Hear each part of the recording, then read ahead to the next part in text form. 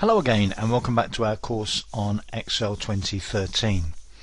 This is the third section on formulas and functions, and in this one we're going to introduce names.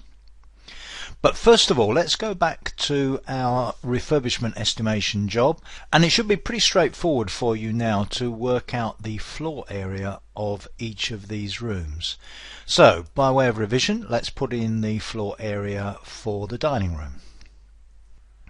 So that should be pretty straightforward for you. Select the cell, go into the formula bar and type equals, and it's B4 asterisk C4.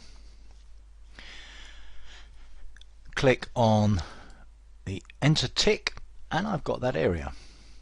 Now we also know that to fill that formula down into the other cells, pretty straightforward, select the cells, Control D. And by now also you know how to then put a total into the total floor area at the bottom here, the cell D13. But this time I want to do this in a rather different way. So first of all, I'm going to click into the cell where I want to put the total, and I'm going to type the equals sign because I know I'm going to use a formula. And you've already seen, by now you'll know that the function I need is the sum function to add these up. But supposing I couldn't quite remember what it was called, and I thought, I think it begins with an S, you can type a letter. So let's say you type the letter S. And what Excel 2013 does is to present you with a list of the functions that begin with the letter S. Now it's actually quite a long list, as you can see. It's got all sorts of things. There are standard deviation functions there. You know about those if you know a little bit about statistics. There are other functions like SIN, the sine, SINH, the hyperbolic sine, if you know your math. But if I go down here, I can see, well, there's the sum function, that's the one I want. Well, I've typed the S. What about typing the U? That narrows it down to the SUs. And then I say, well, it's one of those sum. Oh, it's that one, it's sum. So as soon as you see the one that you want, double click on that. And not only does it put the name of the function in for you and the first bracket, but it also describes to you what the arguments are. That is, what do I put in the brackets? Now in the case of sum, you can just put in a sequence or a range of cells and it will sum them up.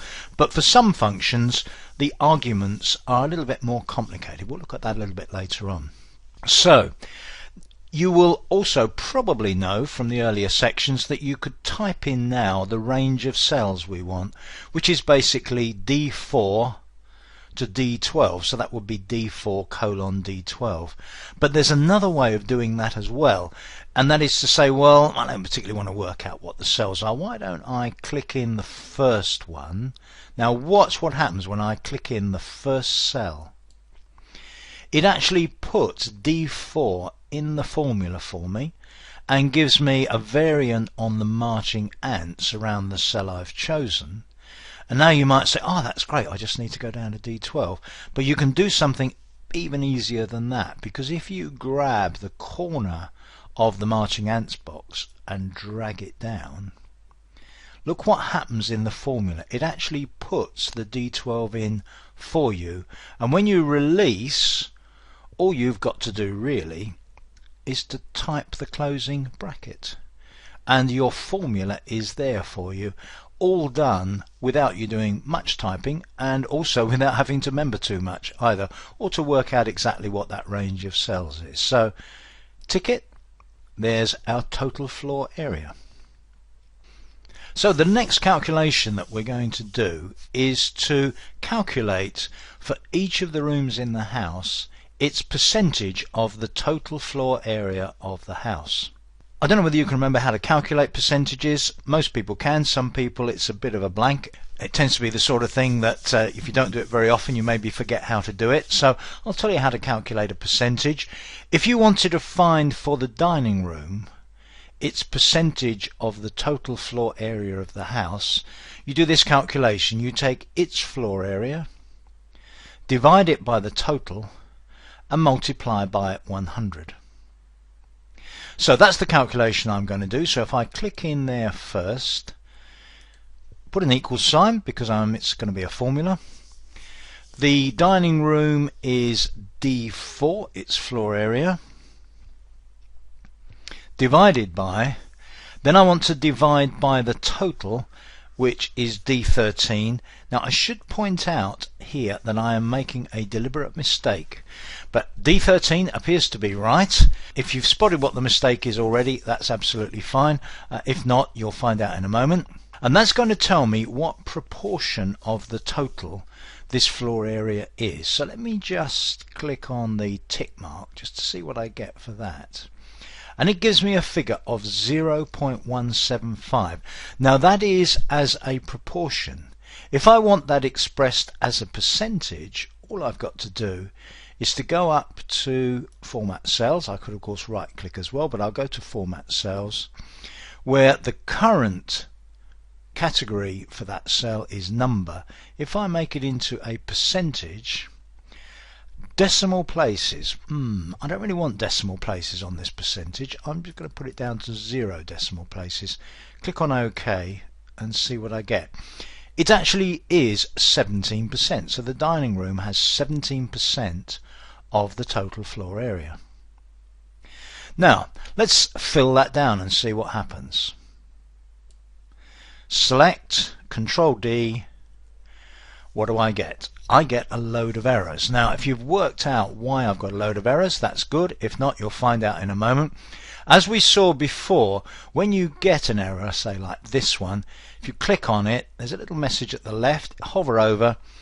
The formula or function used is dividing by 0 or empty cells. So let's look at that formula. It equals D5, that's fine, divided by D14. Oh, hang on a minute, D14's got nothing in it. And by now, hopefully you've seen the error. That shouldn't have been D4 divided by D13. It should have been D4 divided by $D, $13. I should have used an absolute reference, because as I go down these percentages for each of the rooms in the house, the total stays fixed. It's always the same cell, D13, to divide by. It's only the top, the numerator in the fraction, that changes and goes D4, D5, D6, D7 and so on. So let me correct that. I still of course have 17%. Let me fill down again. That's better. So the dining room is 17%, living room 22%, kitchen 18%, and so on. Now I want to point out something about this formula here, this one for the first percentage. $D, $13 is an absolute reference. And you notice I put dollar twice. I put $D and $13. Now it's possible to fix just the D part, just the column letter, or just the row number. So I could have a reference like $D13 or D $13. The dollar affects either the column letter or the row number. If you have both, it's a fully absolute reference.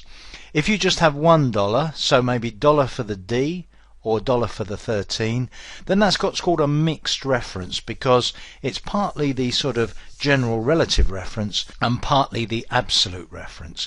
Now we're not going to do an example of that on this course, but just bear in mind you don't always have both dollars. You may just have one of them. You may want to fix either the column letter or the row number, but not the other. So now we're going to look at a very important aspect of Excel 2013, and that's the use of what are called names. Now if you have a particular cell like this one, the total floor area, and it's an important figure in relation to the work you're doing in your worksheet, you can give it a name. You don't have to remember that it's D13, or if you like $D, $13, you can give it a name. With the cell selected, if you look up to the left of the formula bar, you have what's called the name box, and you can see that it says in the name box D13 at the moment. But I could, if I select that, I could give it a name. I could call it total floor, and that is now the name of that. I can still refer to it as D13, but I can also refer to it by its name. And it's very easy, in fact, to use names in formulas. Let's suppose I go to the first formula here, the one that's doing the percentage of total area for the dining room. It's D4 divided by $D $13. Let me delete the $D $13 part and let me start typing and watch what happens. T O. Now, what Excel 2013 offers me is the only function that begins TO, that's today. You notice it's a function because you might just be able to make out the little FX in a circle there. But it also offers me any names that I've got defined which begin TO. And of course I've got a name, it's total floor. If I select that, I now get total floor in the formula. Tick it, of course I've still got 17%. Fill it down, it's used in exactly the same way. Now, using names within Excel 2013 is very helpful.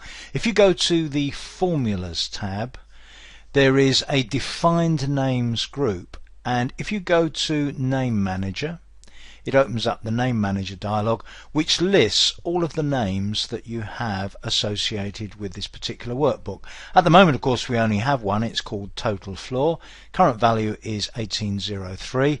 It gives us a reference. That reference is quite important because it tells us that it's in cell D13, but it also tells us which worksheet it's on. It says equals floors, that's the name of the sheet.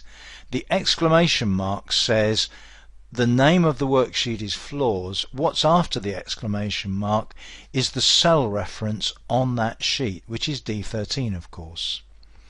We can define the scope. We can actually, in this case, see that the scope of this name is throughout the workbook, so I can use it anywhere on the workbook. When you're looking at the Name Manager, if you go on to Edit, it lets you edit details about that name. You could change the name, you could change its scope, you can put a comment on to describe something more about the name. I'm not going to go into that now. I just want you to get the general principle of using names, because now we're going to take another cell and give that a name as well. And the cell we're going to give it to is this one, L3 over here. Now L3 is going to be the cell that holds the budget carpet cost per square foot for carpet in this house, and it's going to be $2.20 per square foot. So I've typed 2.20, going to tick it. I'm going to make it into a currency, so I'm going to go back to the Home tab and use Format Cells from there. Choose it as currency, click on OK. Also on the Home tab, I'm going to just tidy up the alignment a little. So my budget carpet cost per square foot is 2.20, and that cell is L3. So I'm then going to go into the name box, call it carpet cost, press enter, and I've now got a second name. So it should be pretty straightforward for me to work out the total budget cost for this carpet, because if I click in F4, say, I won't do all the formatting now, what would be the formula to go in F4? It would be equals, I want the floor area of the dining room, which is D4, times the carpet cost, there it is at the top of the list there, double click, tick, fill it down, change the format of each of those to currency,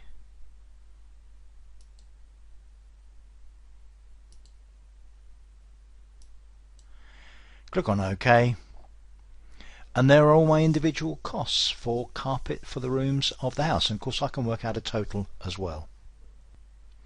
Right, here's one for you now. I have example 05, which is a mileage expenses reclaim form.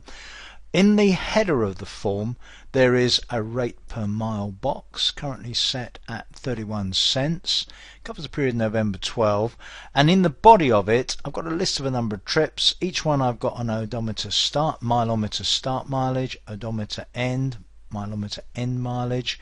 I want you to put in here the mileage involved in each of these business related trips, the cost based on that rate per mile, and then totals both at the bottom of each column and in these two boxes in the header. And remember, first of all, I want you to use at least one name on this sheet, and secondly, I want you to make sure that if I change the rate per mile, the totals both in terms of mileage and the amount claimed are still going to be correct. So that's example 05. My version of the answer is in example 06. I'll see you in the next section.